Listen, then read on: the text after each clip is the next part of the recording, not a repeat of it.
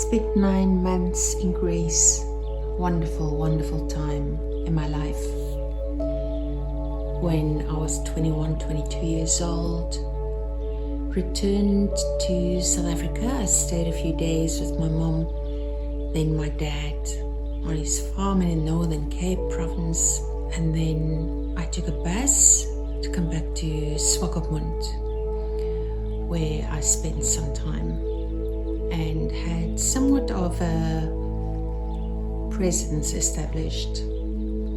I started working at the Swakopmund bistro as a waitress. It was a small bistro, very exclusive, gorgeous. Stefan Klein owned it, and I learned a lot of culinary expertise from him.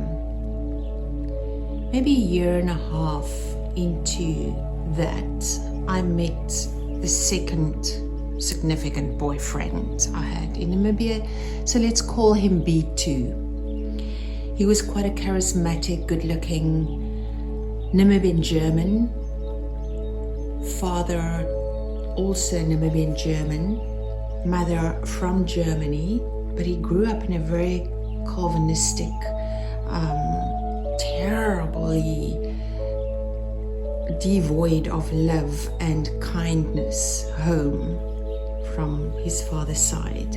So anyway, B2 and I moved in together probably 3 months after we got together, and I think it was in our 3rd or 4th year. It was close to where I was leaving Swakopmund after 4.5 years, where we had yet again a drinking evening out with friends the previous night, and B2 had shorts. Shorts are these Kwartsen, these small, very powerful drinks like Jägermeister or Apfelschnaps or Pfirsich-Schnaps. And I've come to learn that these Kwartsen don't bode well for B2. So the next morning was Saturday morning. We went to do our errands. We came home maybe 12 o'clock or so, and he was aggressive. And as it happened already a few times before, I got a punch in the face when I disagreed with him. Next thing, this house we were renting together across from the Swakopmund Station Hotel, that's where the casino and entertainment center are. I see that I'm on the floor and I literally see stars, and I realize that I've been punched again, but so hard that I see stars, and I'm lying on the floor next to the telephone table, which was in the entrance. Picked up the phone, it was a landline at that time, and I called B2's mother. His parents lived quite close to Swakopmund, outside Swakopmund on a plot, and I called his mother, and she answered the phone, and I said to her, "Please help me, please come help me," and I'm crying. Don't know how long after that it was where she pitched the front door. She knocked, B2 opened. I was still crouched on the floor crying, not able to get up. She comes inside, she takes a look at me. She hugs her son B2 and says to B2, "Please come with me, come, let's just leave." Not a word to me. They left. I saw B2 2 days later.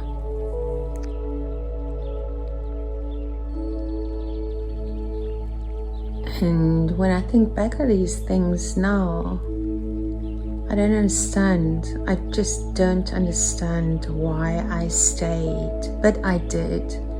And that is, it was part of my journey. It was part of my forming, my healing, going through similar shit that I had in my childhood. Constant bickering, arguments, fighting, violence, although I didn't have a lot of violence between my mom and dad in my childhood, that is what I attracted in my adulthood, because that is all I knew. And it is amazing to look at these experiences now, 30 years later, and see how misplaced they were. I'm a completely different person, yet these memories are still surfacing for processing and healing, and that is what I'm doing right now. B2, may you be blessed. May you be blessed.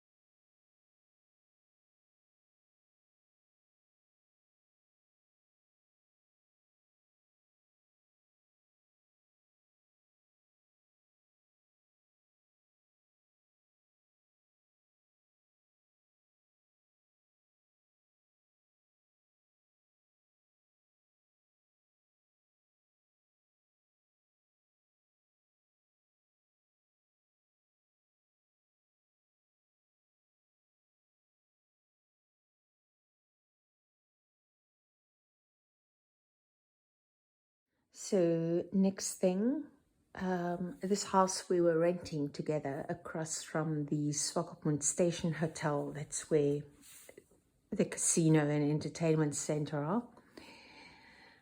I see that I'm on the floor and I literally see stars.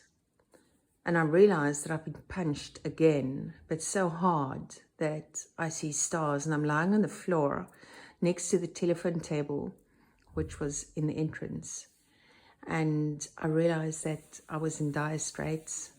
Picked up the phone, it was a landline at that time, and I called B2's mother. His parents lived quite close to Swakopmund, outside Swakopmund on a plot. And I called his mother, and she answered the phone.